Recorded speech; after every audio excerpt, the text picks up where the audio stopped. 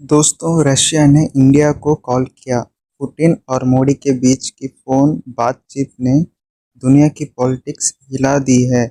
Trump, Putin, Zelensky और Europe के leaders के बीच अब क्या होने वाला है।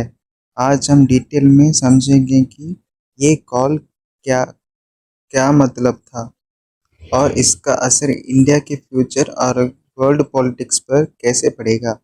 नमस्कार दोस्तों, आप देख रहे हैं इंडिया टॉक्स डेली, जहां हम आपको दुनिया के ट्रेंडिंग और सबसे इम्पोर्टेंट न्यूज़ सिंपल लैंग्वेज में समझाते हैं। दोस्तों, अगर आपको ये वीडियो यूज़फुल लगा हो तो हमारे चैनल को ज़रूर सब्सक्राइब कीजिए, ताकि मैं आपको ऐसे ही दुनिया भर की बड़ी खबरें सिर्फ 10 मिनट के अंदर समझा सकूं। अब चलिए शुरू करते हैं। रिसेंटली अलास्का में डोनाल्ड ट्रंप और व्लादिमीर पुतिन के बीच एक historic face to face meeting हुई। ये मीटिंग क्लोज्ड डोर थी, सिर्फ ट्रांसलेटर्स थे। मीडिया को बाहर रखा गया।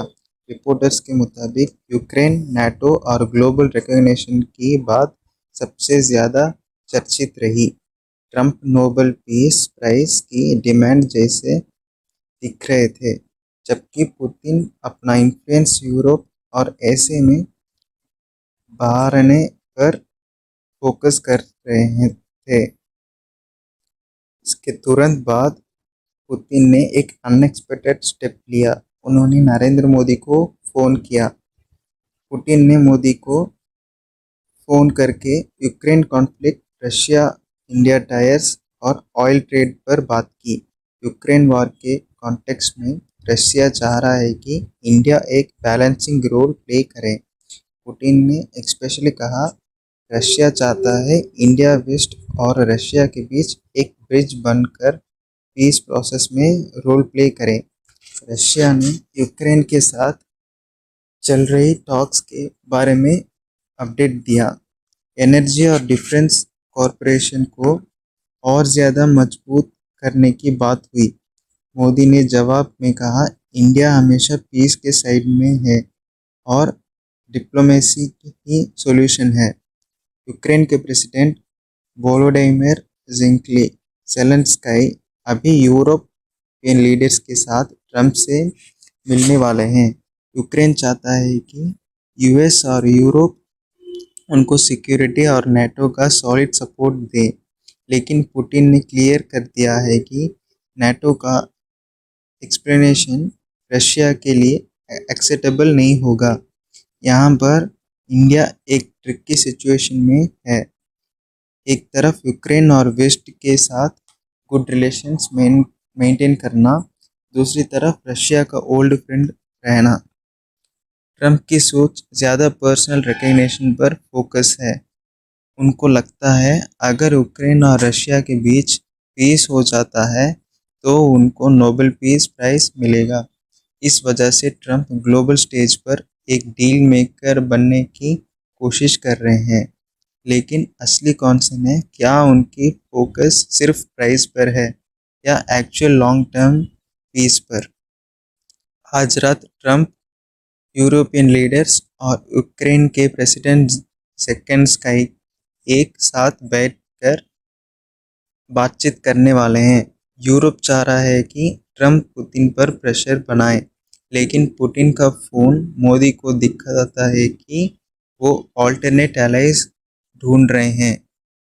इंडिया हमेशा से एक नॉन अलाइन्ड स्टैंस रखता आया है। यूक्रेन वॉर के टाइम इंडिया ने यूएन में मल्टीपल टाइम्स अब्सटेन किया, ना रशिया के अगेंस्ट ना वेस्ट के फेवर में।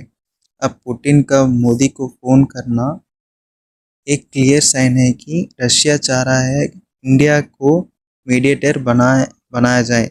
लेकिन इंडिया के लिए रिस्क ये है कि अगर वेस्ट को लगे इंडिया रशिया के साथ ज़्यादा क्लोज हो रहा है, तो ट्रेड और डिप्लोमेसी में प्रेशर आ सकता है। पुतिन चाहता है दिखाना कि रशिया आइसोलेटेड नहीं है। इंडिया जैसे बड़ा डेमोक्रेसी उसके साथ खड़ा है। पुतिन ने कॉल रख के एक सिंबॉलिक मैसेज दिया है वेस्ट को, रशिया के पास अभी भी स्ट्रॉन्ग पार्टनर्स हैं। अगर ट्रंप पुतिन टॉक्स सक्सेसफुल होती है तो यूक्रेन क्राइसिस में एक क्रीज फायर आ सकता है, लेकिन अगर फेलियर होती है तो वॉर और ज़्यादा एक्सकेलेट होगा। इंडिया के रोल क्रूशियल होगा, मीडिएटर, एनर्जी पार्टनर और ग्लोबल साउथ के लीडर के तौर पर। इंडिया को अब बैलेंस करना होगा वेस्ट की टेक्नोलॉजी और रशिया का डिफेंस सप्लाई। अगर मोदी सही स्टेप लेते हैं तो इंडिया पीस टॉक्स का इम्पोर्टेंट एक पिलर बन सकता है, लेकिन अगर गलत साइड चूज कर लिया तो इंडिया पर सैंक्शंस और डिप्लोमेटिक आइसोलेशन का रिस्क भी आ सकता है। ये सब सिर्फ जियोपॉलिटिक्स नहीं है, ऑयल प्राइसेस, इकोनॉमी, इन्फ्लेशन और डिफेंस सब पर इसका डायरेक्ट असर पड़ता है।